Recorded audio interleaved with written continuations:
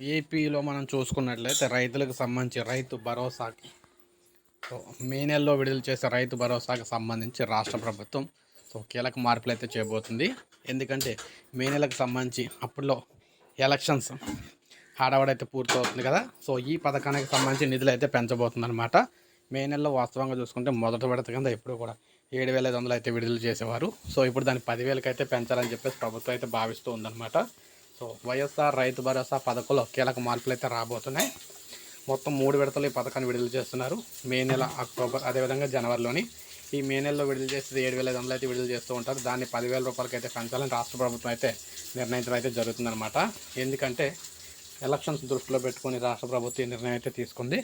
So మొత్తం మేము చూసుకుంటే మనకి మే నెలలో విడుదలయ్యే వైఎస్ఆర్ రైతు భరోసా 10,000 రూపాయలు అయితే రాబోతుంది. సో ఇది మనకి లేటెస్ట్ న్యూస్.